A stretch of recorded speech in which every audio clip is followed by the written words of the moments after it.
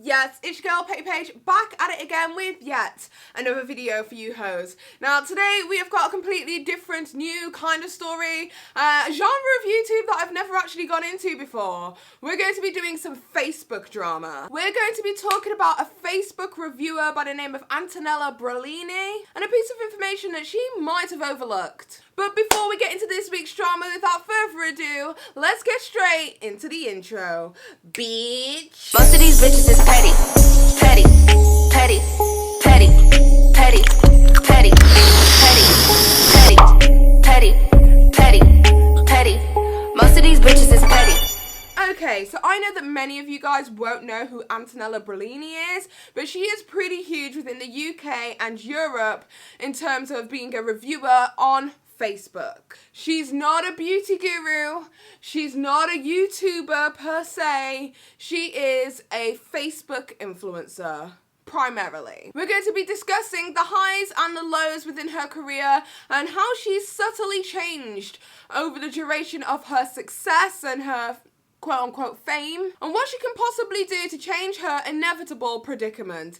It sounds really vague right now, but I promise you I will break it down so you guys understand exactly what it is that I'm saying. But before I get into the drama surrounding her currently, I'm going to do what I always do, which is a 60-second rundown, because this bitch is definitely new to the Petty Paige channel. Y'all ready? Let's go. Antonella is a 45-year-old female from Lancashire, United Kingdom. Although she might have a broad Lancashire accent, she was not actually born in Lancashire. She was originally born in Italy, hence the last name Brellini, I'm imagining. And she didn't learn English until she moved to Britain aged 9. And originally she had pursued a career within the prison service, but then had to quit that vocation because she suffered a stroke at 37 years old. And that has since left her with right-handed weakness. After that situation with the prison service and unfortunately having to leave her job, she then went on to become a receptionist at a GP practice before finding social media fame. Antonella has gained 1.3 million followers on Facebook. She started her reviewer career on Facebook after having a competition with her friend to see whose video could get the most likes, and whoever won would win 50 pence. That's the equivalent to about 60 cents in US dollars. Her first viral review was the Charlotte Crosby 3-minute belly blitz. Since her success on Facebook, she has now gone on to create her own curvy couture line, which is called Ruby and Daisy, and she's appeared on the popular daytime TV show called This Morning, as well as her very own BBC 3 show called Truth or Mare, which will air on BBC 3 in April. She also has a column in Chat magazine, which is like one of those like trashy like gossip columns and stuff. I love them, I read them all the time. And she has an agony aunt section through that publication called Ask Auntie Nelly. Right, now that we know everything there is to know about who Nelly is, let's get straight into the drama. As I said previously, Nelly is very well known for her honest reviews, and she actually started her career on YouTube being incredibly honest about all of the products it is that she reviewed. The one thing that everybody loved about her is that she had no problem telling companies that their products were shit to her audience with her northern charm. And she did give those kind of reviews several times. For instance, in her second video, which she made about a charcoal toothpaste, she states that the reason that she makes these videos is to make people laugh, and as long as people are laughing with her, then she's done her job. Sounds like something I'd say. I can't actually tell you how overwhelmed I am. I actually don't really know what I've done except be myself and just talk to you like I'm talking to you now in my bathroom. But hey, I am who I am, it is what it is, so if I can bring anyone a smile on the face, I'm happy with that. Her brutal honesty, Jordan Byers, is the main reason why she became so popular as fast as she did and at the velocity that she did on social media. She was a normal woman who talked about normal products that she bought with her very own money. What reason would people have not to trust her? Shortly after she started posting these videos, she then began to start posting links to the aforementioned products in the description bar of each and every video. These are affiliate links that she would be earning a portion of commission based on people using that link in order to purchase said items. Which is completely fine. It is very well known within the YouTube sphere that a lot of people do use affiliate links and codes, and absolutely nobody has any problem with Nelly getting that coin, boo-boo. You better work. The problem that we face with these affiliate links is, once again, we have another influencer who is not disclosing their affiliate links appropriately. In fact, she's not disclosing her affiliate links at all. Not so honest are we now, Nelly? The amount of screenshots that I am about to show you is literally a tiny, tiny slice of the amount of videos it is that we have been able to archive, of which Nelly has not disclosed her affiliate links. I mean, the document that a member of my team was able to send me had over 100 image files in them. I could be here all day showing you each and every image and the fact that it wasn't disclosed, but take a look.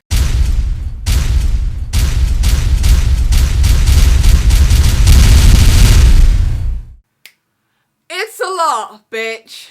It's a lot. Okay, so there is absolutely nothing wrong with affiliate links or codes. It is very useful and a good way that influencers can make extra money on top of videos, etc. And especially if Nelly is going out of her way to purchase these items individually herself, it's a way for her to recuperate any losses from making the videos. Because a lot of people may not know this, but Facebook doesn't have the same kind of monetization features that YouTube has. So I completely understand her making money in another way. However, what I do have an issue with is the fact that she's leading her subscribers or viewers or whatever you want to call them not to make an informed decision on whether they want to click the link. By FTC guidelines, and I think it's ACA in the UK guidelines, the viewer needs to be aware that the individual who is reviewing the product will make money for any person who chooses to click the link. Then that puts the ball in the viewer's court. It's up to them to decide whether the person is being honest or ethical, or simply if they even want to support them in a monetary way. For example, if you go to a car salesman and the car salesman brings you this piece of shit car, and they're just like, oh my god, it's amazing, it'll keep your whole family safe, everybody will do so great, it will go and visit your nan, it will take your mum out for Mother's Day brunch, and it will even breastfeed your children with the regulated amount of nutrients. You're going to side-eye that salesman somewhat because you know that they're earning a commission based on the car of which it is they decide to sell you. But not only is a non-disclosure of affiliate links unethical, it's also illegal. Over here, I will leave a screenshot to the guidelines that have been set out for us, but also something that's happened extremely recently, I'd say within the past 3 months or so, we had that massive scandal with one of the biggest British YouTube stars, Zoella, coming under fire for not disclosing her affiliate links. Not only did she come under fire for this, but she was literally threatened with jail time because the rules in the UK are becoming more and more stringent. Take a look at this. Most recently, YouTube star Zoella has been warned by the British Competition and Markets Authority, otherwise known as CMA, about her posting behavior. Apparently, the law states that paid ads have to be labeled on social media so that ads aren't mistaken for non-commercial testimonials. Basically, they don't want influencers falsely claiming they've made expensive purchases on their own accord when they really were gifted them by a company that they're advertising for. The CMA says that bloggers and influencers have totally been ignoring this law and misleading their followers into thinking that they weren't actually paid to post certain ads. Under each sponsored post, an influencer should caption #sponsored or #ad. They also have to clearly state if the product was given to them for free. The CMA launched out a massive warning to 16 digital celebs, including Zoella. Basically, Zoella will have to conform to the CMA's rules via letter or risk being thrown in jail. Yikes. The sentence could carry a 2-year term. All I know is a post isn't worth prison time, so Zoella better get to writing. The fact of the matter is, with Antonella, she doesn't disclose her affiliate links, and she almost tries to hide the fact that she earns money from her videos. For instance, in the next video that I'm about to show you, she literally says that she doesn't make any money from what she does, and says that she's not quote-unquote business savvy. But I would think that somebody who has literally been posted across all of social media recently for earning 6 figures for doing what they're doing on Facebook, as well as having a curvy couture line, a merch line, and anything else that could possibly be monetizable via social media, I would say that she's a pretty business savvy individual. Let's cut the bullshit, Nelly. Because an elephant never forgets. It's just me talking to you. I don't get paid for anything. Some people thought I'd sold my own page to make money. No. Some people think I get paid for reviews. No. I even buy my own stuff to review it. That's how fucking simple I am. I'm not business minded at all. I'm not savvy like that. But then, in fairness, in other videos, she somewhat contradicts herself, where she somewhat almost comes clean about the affiliate links. But like I said, that is not enough for the FTC and ACA. It has to be prominent and visible at the top of the page, as well as next to each affiliate link, so that it's up to the viewer's discretion to support. I've had one person say to me today, do you even work, you? Or do you just sell something? Oh, what? What? Do I even work or do I just sell something? Okay, so I do reviews. If they're good, yeah, I'm kind of selling it because people might want it. I do honest reviews. 90% of all my reviews, yes, I pay, I buy and try, so you might not have to. So yeah, I do work, I do that. What about when you do a sponsored post, Nell?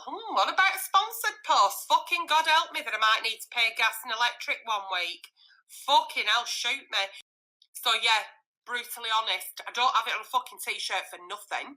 I mean, to be honest, I don't understand why Antonella doesn't just say it and state it publicly in her description bar. I don't think the majority of social media has a problem with people making money on social media. However, I do want it noted that her majority demographic is middle-aged women. Now, this is no shade to middle-aged women, but I would say that middle-aged women aren't as savvy with social media. This is a gross generalization, and would not necessarily know that the link that they are clicking is an affiliate link. For instance, over here I'm going to pop some screenshots up so you guys can see that the majority of people who are leaving reviews on Antonella's Facebook page are middle-aged women approximately. And not only that, the constant use of the word honest is running rampant throughout all of these reviews. I mean, my mother-in-law still has absolutely no idea what it is that I do on YouTube. She has absolutely no idea how I could possibly make a profitable income from it.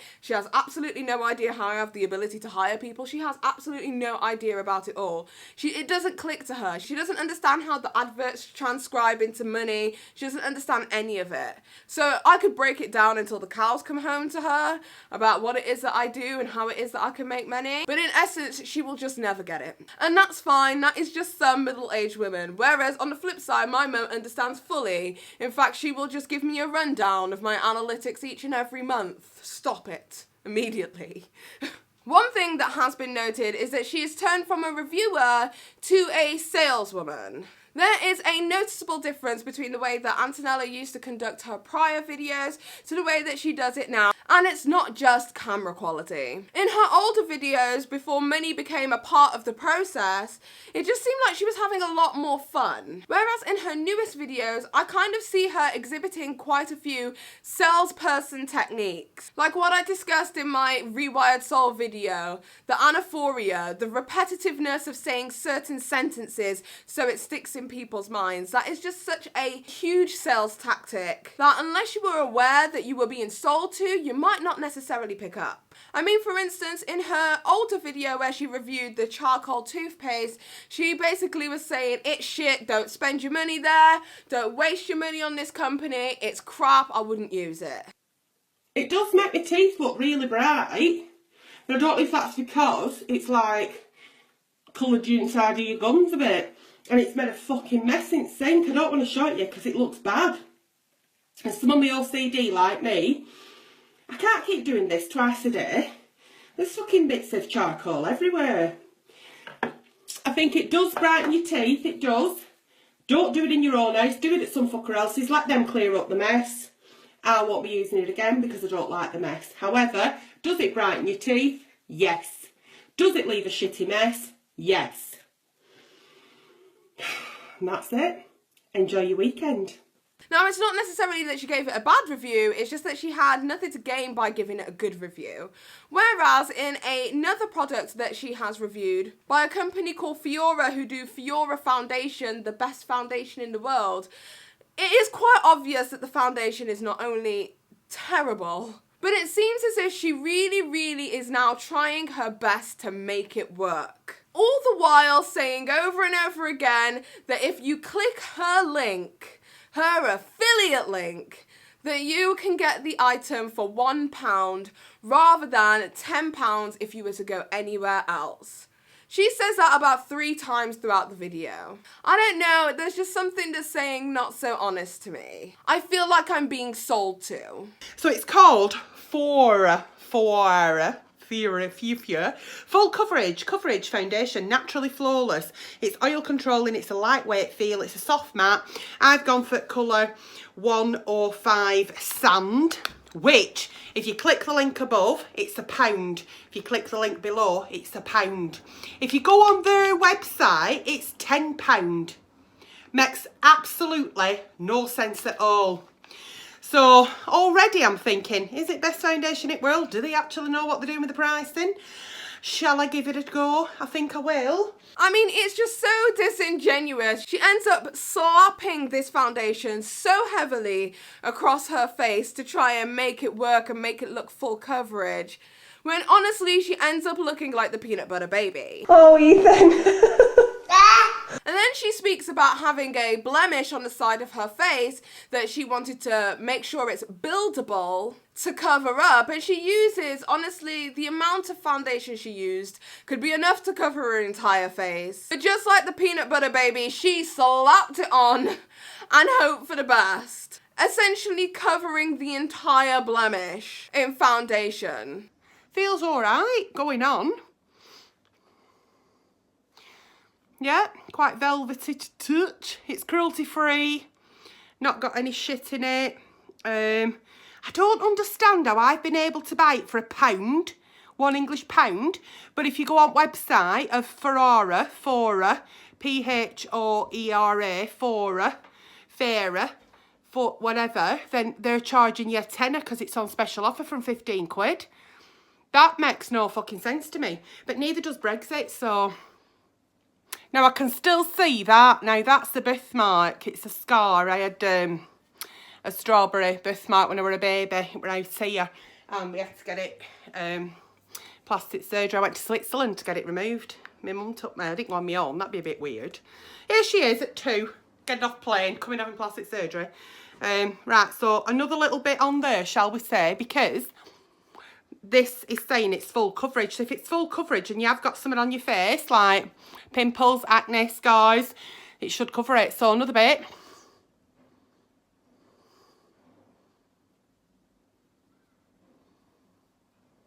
It's velvety. It looks quite glowy, but radiancy. Is it supposed to look a bit radiancy? I mean, anybody who knows anything about makeup would tell you that you can literally slap as much foundation on a designated area to build it up, but it's gonna look gross and it's gonna look cakey. And that is exactly how she ended up looking. Take a look. It's peanut butter jelly time, peanut butter jelly time, peanut butter jelly time. Where you at? Where you at? Where you at? Where you at? Now there you go, there you go, there you go, there you go. Peanut butter jelly, peanut butter jelly, peanut butter jelly, peanut butter jelly. Looks quite glowy, quite radiancy. And it has covered that now, has it? Has it covered that? Has it made me look less tired? Like, as if I've used it for concealer? What do you think of that? Do the peanut butter jelly, peanut butter jelly, peanut butter jelly with a baseball bat. Peanut butter jelly, peanut butter jelly, peanut butter jelly with a baseball bat. Anyway, at the end of the video, she pretty much doesn't really give it a positive or a negative review. Nothing definitive like the way she used to make her videos, where she'd say it was either amazing, or it was terrible, or it was mediocre. She didn't really say anything about the product. She pretty much just told people to buy the product because it's only £1 if you use her link. A link of which she would earn a commission for. So buy it because it's £1, not necessarily because it's a good product. Okay, so moving on to the problematic side of Auntie Nella. Oh boy. Okay, so in the video that I'm about to show you, Nella decides to review a colour changing foundation. However, this colour changing foundation doesn't seem to be changing to the colour of her skin tone. And it actually makes her look extremely pale. But what she says and does is very problematic, and if this was on any other platform besides Facebook, I don't think it would have flown at all. Take a look. I don't like it. It's took me fucking tan off. It's made me look like a fucking geisha girl. It's made me look like a fucking geisha girl. Look like a fucking geisha girl. Yeah. Yep, she most definitely said that, and she most definitely did a bow with her hands clasped together. Yikes. It's not a good look. It's not a good look. But hey, this is not me being finicky or picky. We're moving from whiteface all the way over to blackface. So in the next video I'm about to show you, Antonella decides to use the black charcoal face mask. These videos were extremely popular not so long ago because everybody loved watching everyone peel that face mask off their face and screaming bloody murder whilst they were in excruciating pain. And because we're sadistic fucks, we enjoyed it. So she decided to get in on the trend and decided to do a black charcoal face mask and give a review on her thoughts of it. She starts off by saying, "Hi everybody, it's me, it's Nella. What did you think I was? A Britannia coconutter." Hi everybody, it's me, Antonella. Did you think I were a Britannia coconutter? No, it's me. Did you think I were a Britannia coconutter? Did you think I were a Britannia coconutter? Now, if you are not familiar with British racism, good old British racism, then you probably won't be aware of what a Britannia coconutter is. Well, a Britannia coconutter is pretty much like a form of Morris dancing that is typically done in Lancashire. It's derivative of the area in the north called Lancashire, which is actually where Antonella is from. Hence why she would know the term. Basically, they do a form of Morris dancing, which is the most uncool thing that anybody could possibly decide to do with their bodies, whilst wearing a turban with a feather in it and a black face.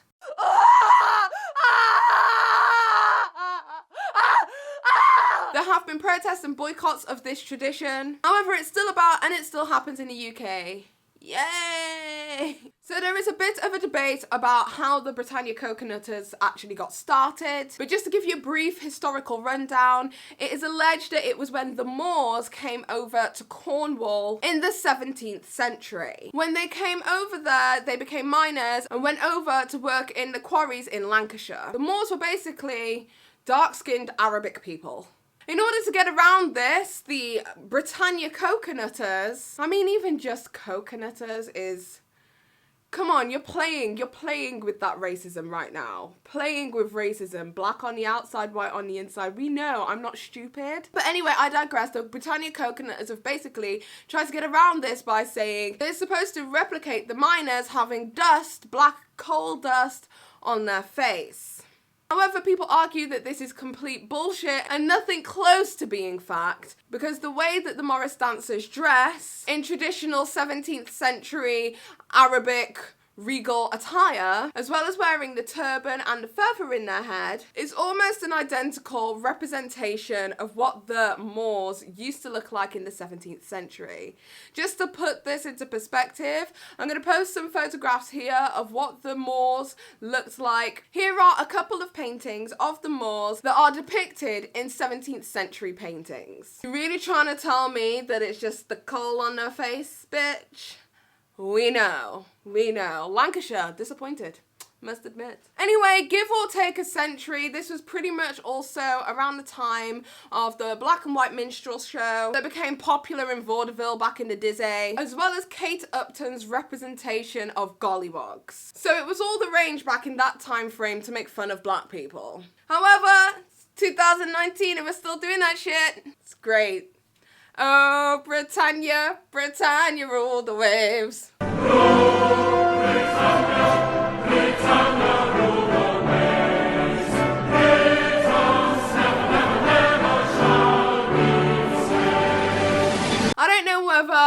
Antonella knew about the history and the racism that surrounds the Britannia coconutters, but the fact that the average Brit wouldn't know about the Britannia coconutters and that it is very much something that is derivative from Lancashire, I would think that she would be a little bit more versed in where this originates and the fact that it is extremely offensive, rather than using it as a punchline of some kind of sick fucking joke. Anyway, that's about it. That is all there is to do with the drama surrounding Antonella. I will add that when she went on her appearance on This Morning, she did stipulate live on national television, verbatim, that she earns a commission off the links that are clicked. However, she is not abiding by the FTC/ACA guidelines. So I mean, the question is, how are you making a wage out of it? How does it... I'm like an online Avon lady, I'm allowed to say that. There are other makeup companies out there.